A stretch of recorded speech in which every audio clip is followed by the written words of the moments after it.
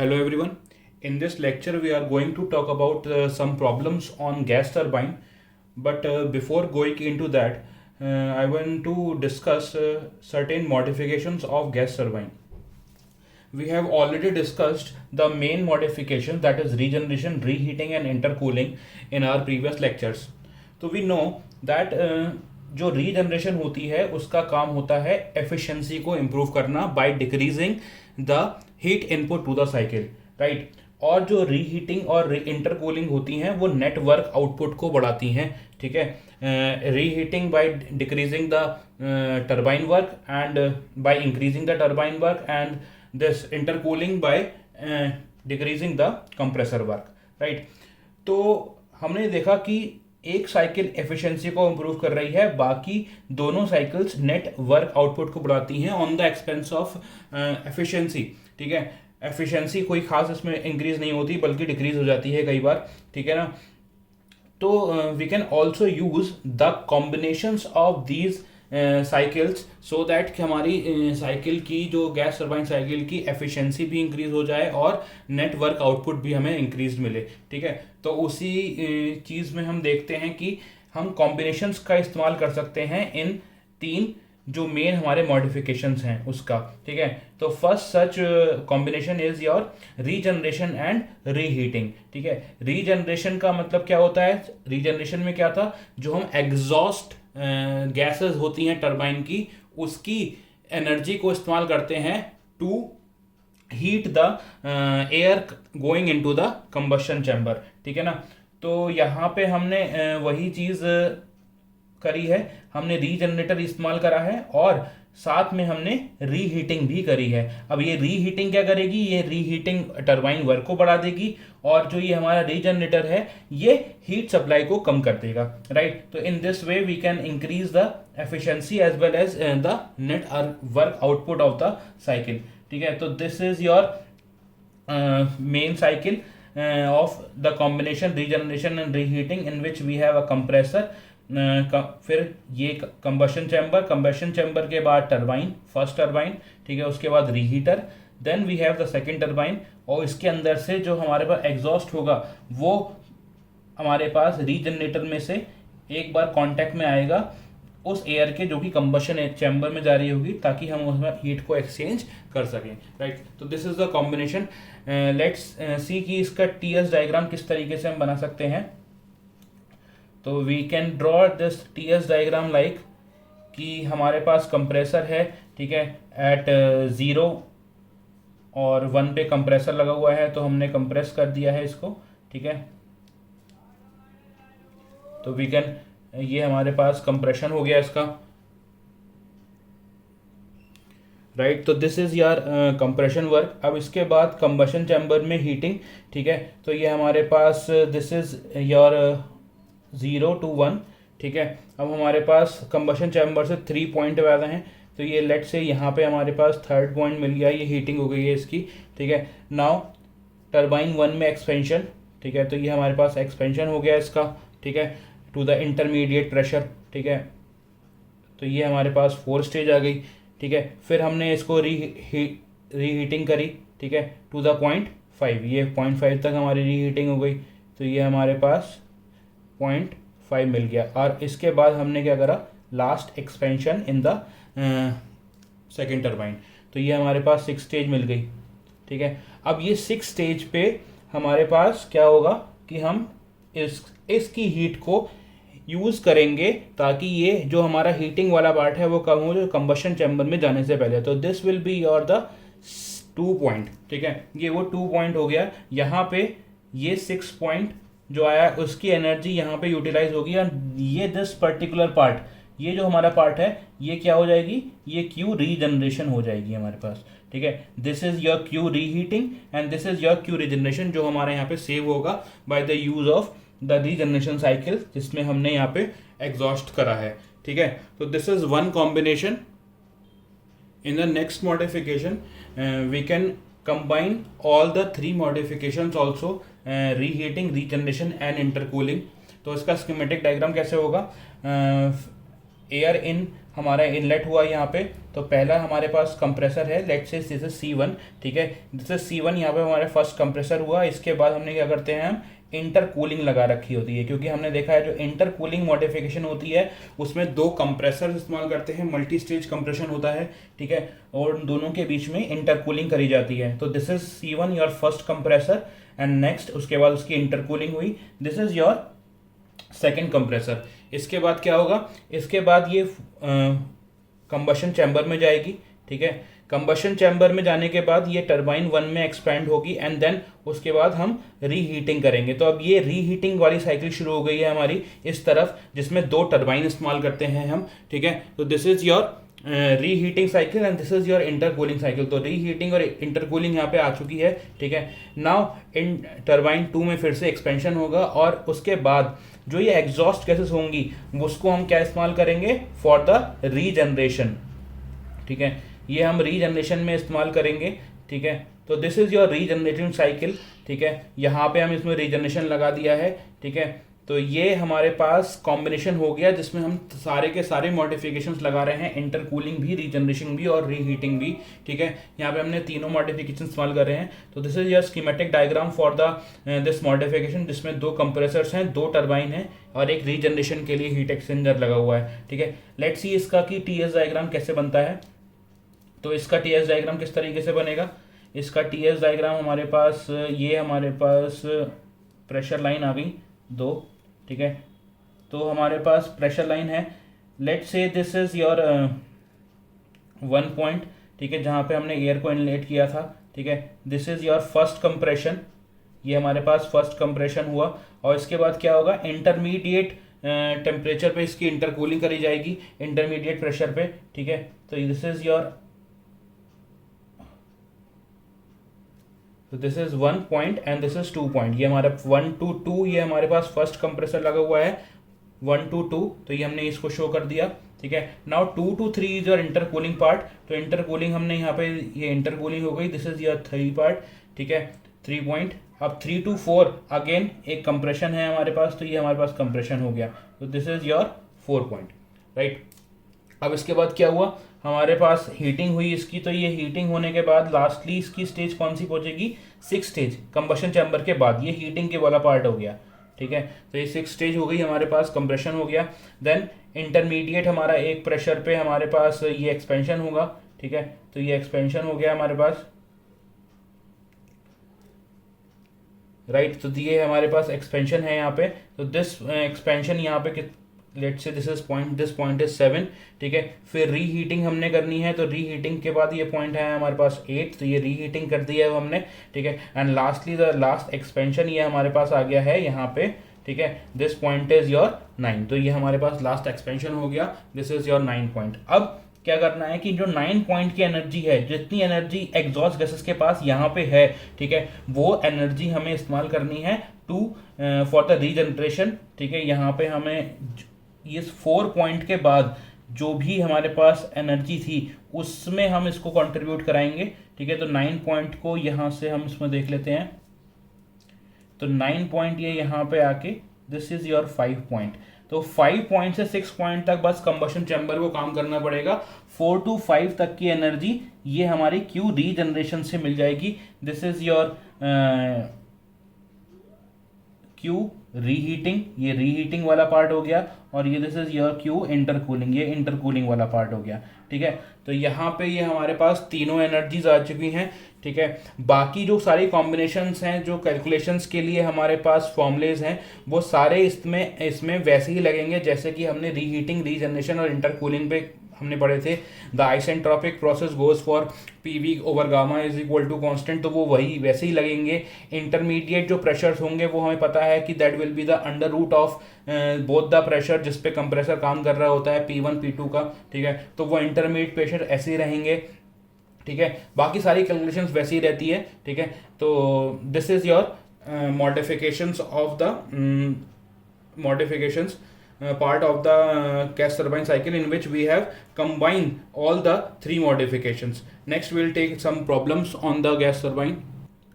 Right, the first question is your the air enters the compression of a gas turbine plant operating on a air standard cycle at 100 kilo pascal, air enter हो रही है eight 100 kilo pascal पे, तो हमारे को P1 is given 100 kilo pascal, right. And next at 300 kelvin, तो हमारे पास T1 भी गिवन है 300 केल्विन, ठीक है, with a volumetric rate of 5 metre cube per second, तो हमें V गिवन है यहाँ पे 5 metre cube per second. The compressor pressure ratio is 10, तो यहाँ पे हमें RP दे रखा है 10, ठीक है। The turbine inlet temperature is 1400 kelvin, turbine inlet temperature, तो ये पॉइंट देख लेते हैं हम पहले। यहाँ पे हम TS डायग्राम बना लेते हैं एक छोटा सा, ठीक है। गैस टरबाइन के न्यूमेरिकल्स करते समय हमें ये चीज़ जरूर ध्यान रखनी है कि हम सबसे पहले साइकिल्स बना लें, ताकि हमारे को ऑन साइकिल ही समझ में आ जाए कि हमारे पास कौन कौन से पॉइंट्स की वैल्यूज गिवन है, ठीक है, और क्या क्या हमें फाइंड आउट करना है, राइट। तो this is your basic open cycle और क्लोज साइकिल, जिसमें हम कहते हैं कि हमारे पास गैस टरबाइन की साइकिल है बेसिक, ठीक है। 1 to 2, 3 to 4, 1 to 2 is your compressor, 2 to 3 is your heat input, 3 to 4 is your turbine and 4 to 1 is the Q rejection। तो हमें 1 to 2 हमें ये है फर्स्ट पॉइंट दे रखा था कंप्रेसर का, कंप्रेसर इनलेट है 1 to 2, तो कंप्रेसर का इनलेट दे रखा है 100 किलो पास्कल और टेम्परेचर दे रखा है 300 केल्विन, तो इसलिए हमने कहा कि P1 and T1 is given to us. V हमें पता है 5 मीटर क्यूब पर सेकेंड हमें दे रखा है, प्रेशर रेशो दे रखा है P2 over P1, ठीक है, कंप्रेसर का, दिस इज RP हमें गिवन है। तो लास्ट उसने बोला था the turbine inlet temperature is 1400 kelvin, ठीक है। टरबाइन इनलेट, तो टरबाइन कहाँ लगी हुई है 3 to 4 पे, तो उसका इनलेट कहाँ है 3 पॉइंट पे, तो हमें T3 is given, we have 1400 kelvin, ठीक है। Now the turbine and compressor each has an isentropic efficiency of 80%, तो उन्होंने isentropic efficiency दे रखी है, दैट मीन्स ये हमारा जो होगा ये पॉइंट्स ऐसे हमें डिनोट करने पड़ेंगे, ठीक है, आइसेंट्रोपिक एफिशिएंसी क्योंकि हमें गिवन है। तो let's say this isentropic straight line is 2s and the real part is 2, real point is 2, तो इसीलिए यहाँ पे 4s लिख देते हैं और यहाँ पे 4 ले लेते हैं। 4s डिनोट कर रहा है अगर आइसेंट्रोपिक वर्क होता तब, और 4 actual because of the efficiency of the turbine and the compressor, ठीक है। तो अब हमसे वो क्वेश्चन पूछ रहा है the what is the thermal efficiency of the cycle, तो थर्मल एफिशिएंसी हमसे पूछी गई है यहाँ पे। तो थर्मल एफिशिएंसी क्या होती है, net work done upon Q supplied, ठीक है। तो हमें क्या निकालना पड़ेगा, नेट वर्क डन निकालना पड़ेगा और क्यू सप्लाइड निकालना पड़ेगा, ठीक है। तो देख लेते हैं वो कैसे निकलेगा। तो first your net work done will be turbine work minus the compressor work over Q supplied, and that will be WT, that means CP T3 minus T4, ठीक है, WT T3 minus T4 होगा, ठीक है। ये हमारे पास क्या हो गया, टरबाइन वर्क हो गया, माइनस हमने कंप्रेसर वर्क माइनस करना है, तो compressor work is now CP T2 minus T1, right. हमें ये चीज़ ध्यान रखनी है कि यहाँ पे 2s या 4s इस्तेमाल नहीं करना, क्योंकि एफिशिएंसी इज गिवन, तो जो हमारा रियल प्रोसेस चल रहा है वो 1 2 3 4 चल रहा है, ना कि 1 2s 3 और 4s चल रहा है, ठीक है। तो इसलिए यहाँ पे T3 माइनस T4 करा गया है और T2 माइनस T1 करा गया है, राइट। तो this is your work done upon the Q supplied, Q supplied is CP T3 minus T2, right. तो ये हमारे पास हो गया फॉर्मूला। तो अब हम देखते हैं हमें यहाँ पे क्या क्या पता है। तो हमें T1 हमें पता है, T3 हमें क्या पता है, we don't know about T2 and T4, तो हमें T2 और T4 नहीं पता, हमें T2 और T4 यहाँ पे अब निकालने पड़ेंगे, ठीक है। तो T2 और T4 निकालने का तरीका क्या हुआ, तो T2 और T4 ये हमारे पास ये वाला पॉइंट हमें निकालना है, ठीक है। लेकिन ये पॉइंट निकालने का हमारे पास कोई तरीका नहीं है, क्योंकि अभी प्रेशर रेशो जो हमारे पास आइसेंट्रोपिक जो भी इक्वेशंस होती हैं उसके लिए हम T2s तक ही जा सकते हैं। तो पहले हम T2s निकालेंगे, फिर विल सी कि हम T2 किस तरीके से निकाल सकते हैं, राइट। तो we know that T2s over T1, ठीक है, T2s over T1 will be equal to your P2 over P1 की power gamma minus one over gamma.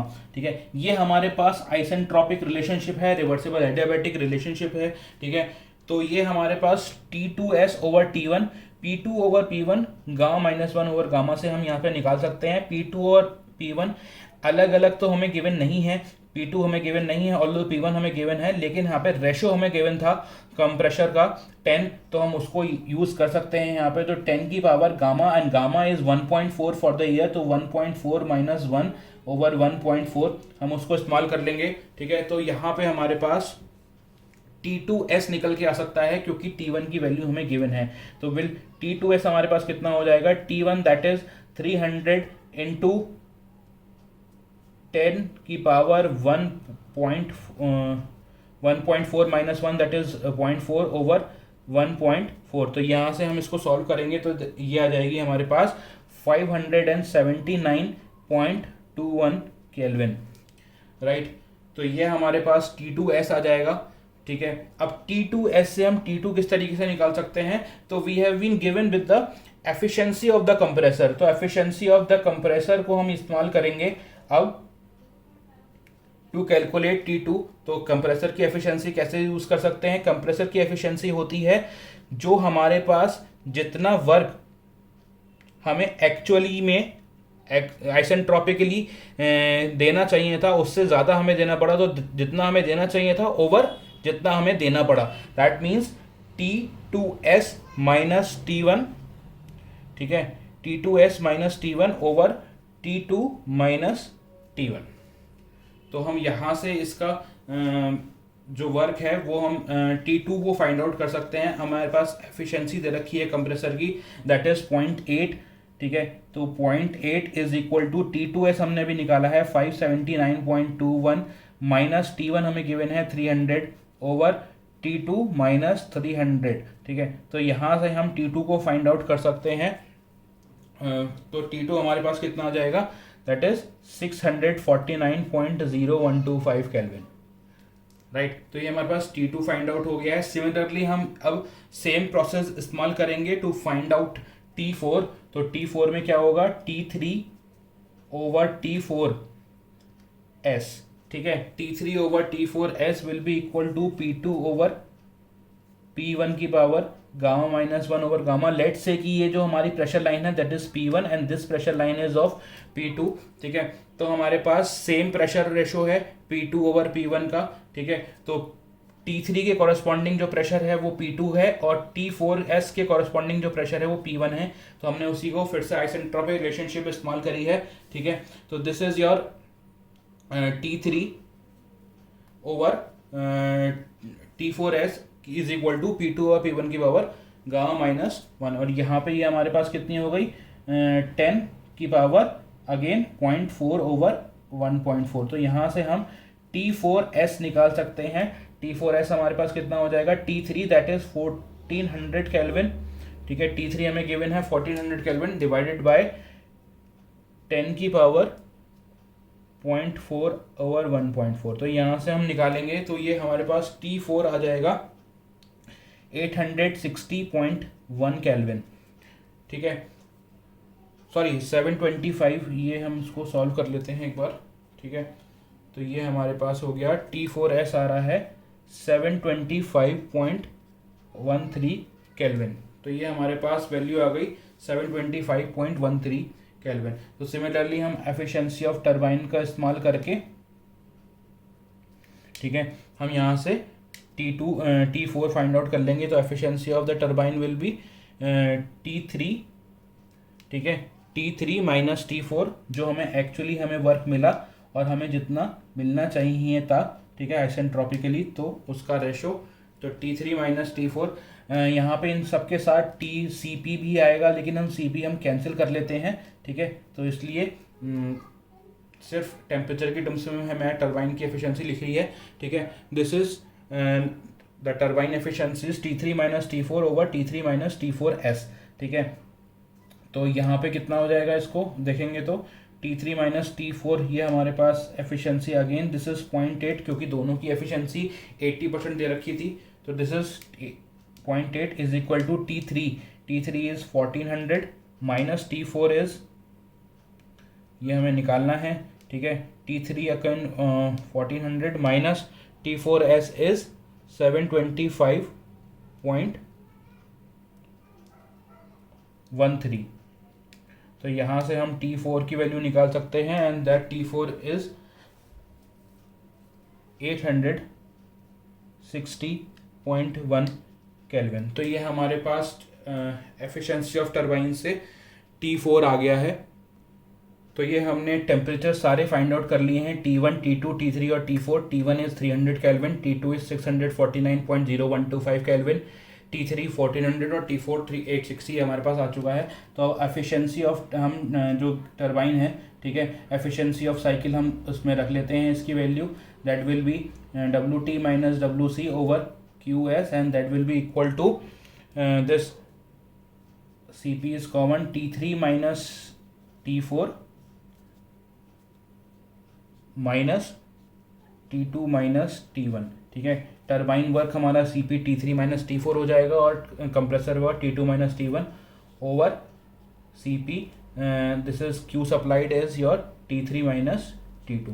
तो CP से CP कैंसिल हो जाएगा, तो हमारे पास क्या बचा है, T3 minus T4 minus T2 minus T1 over T3 minus T2, ठीक है। तो ये हमारे पास रिलेशनशिप आ चुकी है। अब इसको यूज़ कर लेते हैं, सारे टेम्परेचर्स हमें गिवन है, ठीक है। तो T3 हमारे पास कितना हो गया, 1400 minus T4 is 860.1, T2 is 649.0125 minus T1 is 300, T3 is 1400 again and T2 is 649.0125, ठीक है। तो ये हमारे पास सारे टेम्परेचर्स आ गए हैं, ठीक है। अब इसको सॉल्व कर लेते हैं, तो हमारे पास जो एफिशिएंसी आएगी दैट विल बी 25.4%। तो this is how we can calculate the efficiency of the gas turbine cycle.